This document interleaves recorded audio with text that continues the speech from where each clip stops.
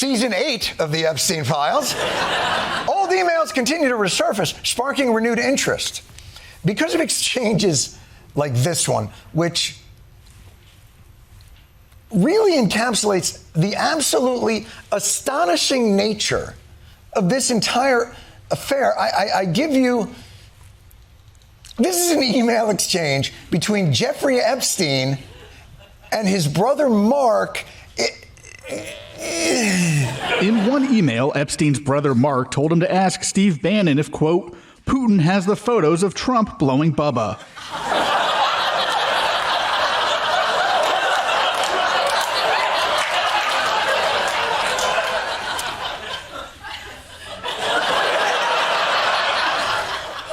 This sentence, maybe 18 words long. 7 of those words are Steve Bannon, Putin, photos, Trump blowing Bubba. It's a rich text. Literary scholars will secure tenure off the analysis of this text. Steve Bannon, Putin, photos, Trump blowing Bubba. This Epstein thing is no Democrat hoax. And you know it's real because Trump's allies are working overtime to distract. Or in the case of Fox News, not even to mention, when the emails came out, Fox devoted most of their airtime to such urgent matters as the socialist takeover of Seattle, the Treasury phasing out the penny, the Northern Lights, the growing popularity of Christian music, and as always, Kamala Harris goes crazy for carbs. Move over, elite pedophile ring. Kamala's gone Garfield on the lasagna.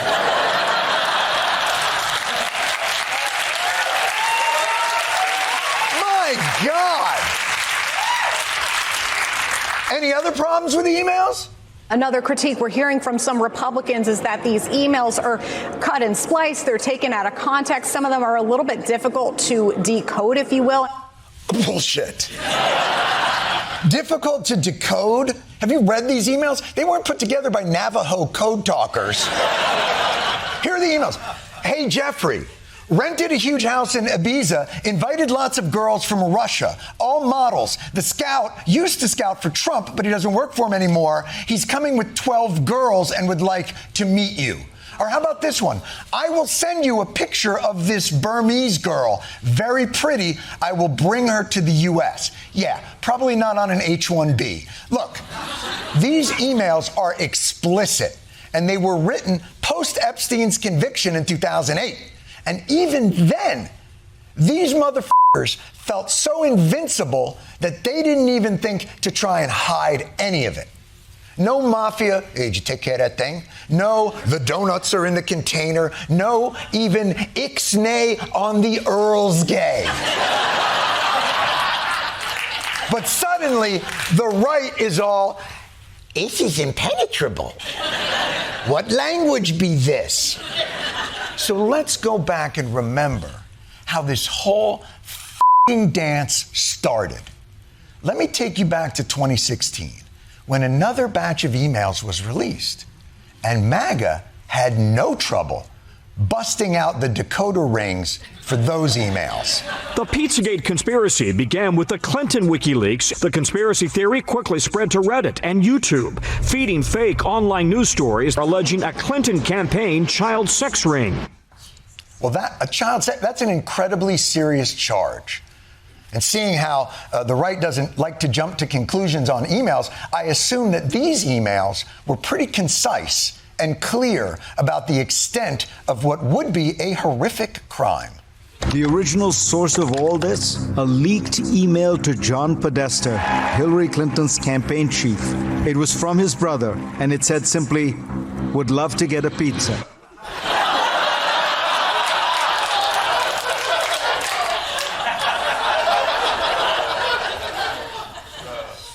My God. Could it be any clearer that John Podesta and his brother are running a family-owned child sex ring? What else could would love to get a pizza mean? That was the famous Pizzagate conspiracy. When people were so obsessed with finding evidence of sex trafficking, they built a whole code book and applied it to those emails. What they found were numerous references to pizza, a term Urban Dictionary says is slang for child pornography. So somehow they concluded that Podesta and company were speaking in code. These conspiracy theorists started saying that pizza and cheese and pasta were code words, referring in fact to child sex abuse. Why did the Podesta emails mention the code word pasta for either little boy or sex 78 times? Why would he mention pasta 78 times? Other than the fact that he's Italian. He's Italian. What are you? He's Italian. If you try to type Podesta into your phone, half the time it will autocorrect to pasta. If anything, 78 times is low. I mean, who knows what this dude is into? But mentioning pasta doesn't make someone a pedophile, even if it does make them a penephile.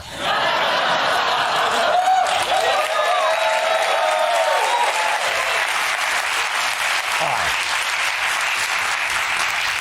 I'm comedian and Daily Show host Jon Stewart. Sometimes it's a challenge for a comedy show to discuss sex trafficking networks. So you have to find the jokes wherever you can. Generally, that does include pasta puns, even if they do make me feel a little fusilli. But the Pizzagate conspiracy wasn't just left to grow on its own. People in MAGA world were very happy to feed that fire. This is tied into Podesta with thousands of emails. There were little kids going in and out of this back room. Like one or two kids. And this is a bar. Podesta, the molester. QAnon. A lot of this stuff these guys have been talking about comes out to be true. Pizzagate, as it's called, is a rabbit hole that is horrifying to go down. Yeah, I think if people thought anytime someone mentioned pizza, they were talking about having sex with kids, yeah, that would actually be terrifying because it's the most popular food in the country. But you know what this shit does? It trivializes and tries to politicize what is an actual real f***ing problem in this country and this world. And has now put those same influencers in the position to back away from this in present time with far more explicit evidence. This is an email without any context. Once again, ultimately, it's just Epstein trying to pull Trump in and implicate him. And they've been over him. They've been cherry-picked. They know it's there. It's all old stuff. So it's just more gaslighting, more deception. As I've always said, context is important. As I say on my show every day, the truth is oftentimes nuanced. That's why you got to be real careful with this shit. And as for Bannon, through these emails, we've learned he was working with Epstein to figure out ways he could rehabilitate Epstein's image. It's amazing.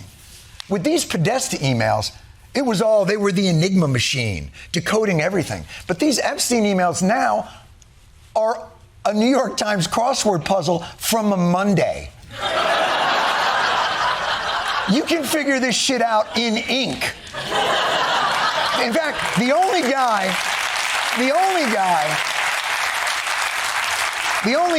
that I have to give props to is Alan Dershowitz. Not for moral integrity, but this dude's been on Epstein's team from the get-go, and he's sticking with it. He pleaded guilty to one count of having sex for money with a 17-year and 10-month-old person. That's not pedophile. Yeah. Little rule of thumb for everyone out there. If you ever find yourself counting anyone's age in months, chances are the person you're describing is still a child. But maybe the most shocking thing about this, and I cannot stress this enough, convicted sex trafficker, is the extent of his social network. We mentioned some of the emails between Epstein and writer Michael Wolff. Epstein emailed he received a gift from Saudi Crown Prince Mohammed bin Salman. Contacts include liberal academic Noam Chomsky, Ehud Barak, and Larry Summers, and Deepak Chopra, Soon-Yi Previn, Woody Allen's wife, Landon Thomas of the New York Times, The former Prince Andrew, Ken Starr, Peter Thiel. Look at the names in these emails. You get Democrats, Republicans, Silicon Valley billionaires, spiritual thought leaders. You got an Israeli prime minister and the crown prince of Saudi Arabia. My God, the range. What it tells you is that a certain stratosphere, the petty differences of class and race and religion fade away. Where left and right, Jew, Arab, and Christian, ultra rich and, oh my God, is that a rocket rich? Find common ground and show us that we can live in peaceful coexistence. It would be almost beautiful. If not for the sex trafficking part. Oh my God, elite sex trafficking ring. Is there anything you can't spoil? And I'm not saying these people are all in the ring, but Epstein was a convicted sex offender at the time of these emails. And of course, mentioned in these emails more than anyone else, more than 1,600 times, is Donald Trump. Is that evidence of his guilt? No. But it shows that he's a part of that world. And certainly the circumstantial evidence points to his understanding of what was occurring. But if there are more of you out there that need definitive proof, perhaps this will convince you. It's wrong, isn't it? But it feels so right. Then it's a deal? Yes, we eat our pizza the wrong way. Crust first. Introducing stuffed crust pizza from Pizza Hut. Oh my God, they're doing anal! Mr. President, sir, we are so deeply sorry to have questioned your singular and delicate genius. It's just that this is a kind of an adjustment for us because we've all been raised in the American system of government. I'm not going to get into the weeds with it. 3 co-equal branches of government, checks and balances, something about quartering soldiers. I think it's quartering. It's in cursive. The Q could be a P or an S. The point is this. That's what we've been operating under for the last 250 years. If you want to learn about it, President Trump, you can ask all your acolytes. They say they keep it in their pockets. I guess it's kind of a relic. So just have to give us some time to adjust to this new world of total compliance so we can understand the rules. Because, you know, it's confusing. Like, for instance, we all watched the footage of January 6th. But I think we may have gotten a very different interpretation of it, rather than the correct interpretation of it, which, of course, is yours. So help me out here. We'll play a game. On January 6th, a bunch of... They were peaceful people. These were great people. Went to the Capitol. Peacefully protesting a stolen election. I have never seen such spirit and such passion and such love. But while they were there... Capitol Hill police officers instigated the violence that day. So the people we saw earlier beating the shit out of police officers were hardworking, loving people provoked by law enforcement. And ultimately, they deserve a... full pardon. Got it. Don't agree that's what actually happened or what should have happened afterwards, but at least it sets a precedent. But now let's jump ahead, I don't know, a day. To January 7th. We've all seen that footage. I think I know what I saw that day too, but let's go through it again with the correct interpretation. On January 7th, a highly disrespectful, deranged lunatic woman, professional ICE agitator, domestic terrorist, did what? This woman used her car as a weapon and tried to run over an ICE agent. An attempted murder. And so she was shot and killed. So while very little of the descriptions that you were saying matched what we all saw on the tape, the important lesson here is what? She brought it upon herself. Motherfucker. We are in a confusing, dark place. And this is where, quite frankly, rule of law and institutions are kind of an important framework. But now that those are gone, what's our North Star? Do you see any checks on your power on the world stage? Is there anything that could stop you if you wanted to? Yeah, there's one thing, my own morality, my own mind. So nothing. But thank you, I'm no longer confused. Couldn't be more clear. In America today, Donald Trump is the sun, and if you revolve around him and worship him, his warmth shines upon you. You could shoot someone on Fifth Avenue and not lose his support, as long as it's done on his behalf.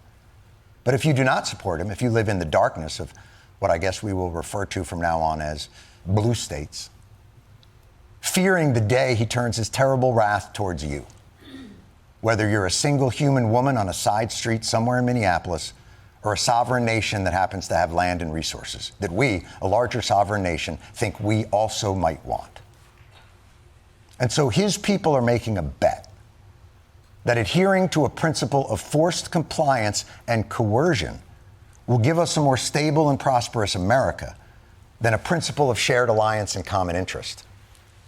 It's kind of a tough bet because I read somewhere, I don't know where, that people have inalienable rights granted by a creator, not a king. So holding that coerced world together is going to be kind of a tall task. But if anybody's up for it, it's Donald Trump, a man with unrivaled focus and discipline. Actually, you know what? Could you give me a second? I'm so curious. I just want to go and see. But as all of the administration's descriptions of the events and reasoning behind the events fell apart, the right did seem to coalesce on one aspect of the incident. When you are bearing arms and you are confronted by law enforcement, you are raising the risk of force being used against you. You cannot bring a firearm loaded with multiple magazines to any sort of protest that you want. I don't know of any peaceful protester that shows up with a gun and ammunition rather than a sign. Don't let the left kid you with this, that this is just a normal protest. Peaceful protesters don't have 9mm weapons with 2 extra magazines. Are you f***ing kidding me right now? Are you f***ing kidding? Are you saying, is that what you're saying on the right? Is that what the right, are you saying that the problem was the guy had a gun? Are you saying that the guns are the problem? Are you saying, if I may,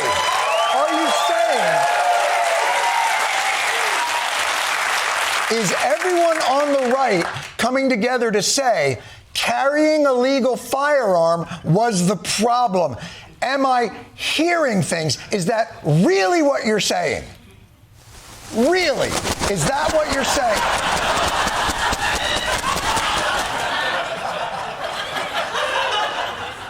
I guess that's what they're saying. Yeah, I want to hear it again. I want to hear you say it again, but this time not from some, congressman. I want to hear it from a cabinet-level secretary. And it doesn't have to be a cabinet-level secretary who deals with security or anything along those lines. Just somebody who wants to jump in and comment on it. In fact, and I want this secretary to deliver this line like it's a mic drop, even though, oh, is it not? If you brought a gun, have you ever gone to a protest, Jonathan? I mean, we do have a Second Amendment in this country that... Jonathan, have you ever gone to a protest? I mean... have you gone to a protest? I mean, no, actually, as a reporter covering it. Okay, I've been to a protest. Yeah. Guess what? I didn't bring a gun. I brought a billboard.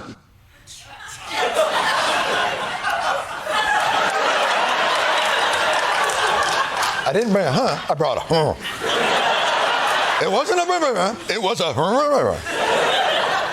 I brought a billboard.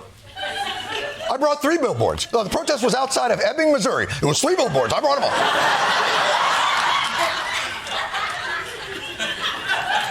By the way, people don't bring billboards to f***ing protests.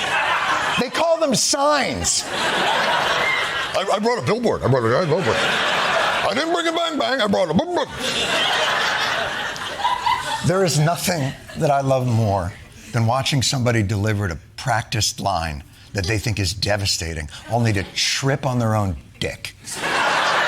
This is blowing my f***ing mind. The people that brought you this guy, and these guys, and these guys as f***ing heroes who are brandishing their weapons are telling you the big mistake was letting a citizen legally carry a gun. I mean, listen, I wasn't shocked when you guys gave up the First Amendment, and I wasn't shocked when you gave up the Fourth Amendment and the 10th Amendment and the 14th Amendment at Trump's behest. But the second...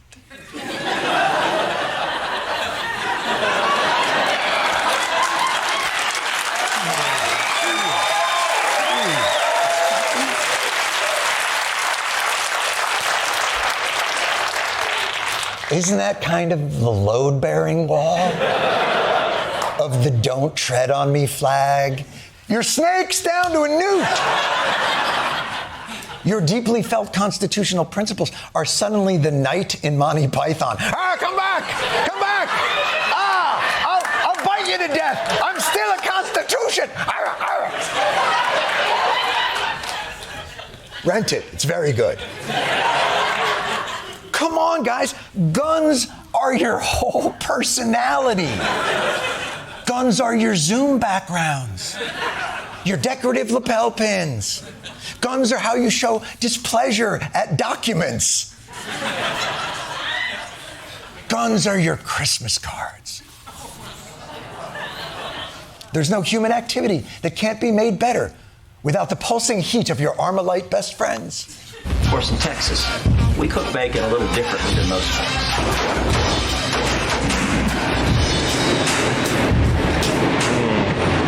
Machine gun bacon.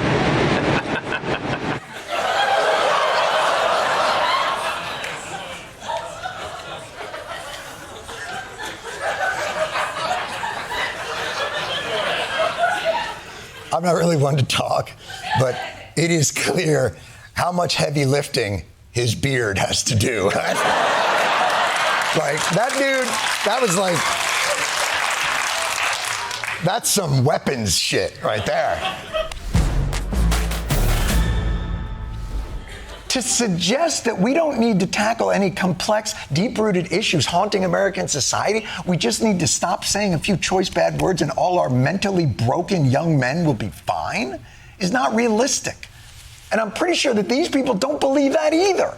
When you equate federal agents with literal Nazis, you're no longer offering an opinion. You are giving permission to escalate. Permission to escalate, right. So dangerous. So... This is what Hitler did with the SS. This is what Nazi Joseph Goebbels said about the Hitler Youth. Nazi tactics are progressive tactics first. Permission to escalate granted. Look, in America, we disagree. That's fine. That's the democratic process. But your political opponents are not Nazis. Except when... The Democrats, they are authoritarians. They are jackbooted thugs. No, he's not calling them Nazis. I'm sure that's just a fashion critique. Jackbooted thugs, I mean those boots. And white pants in October? Are you mad? Only Hitler would pull something like that.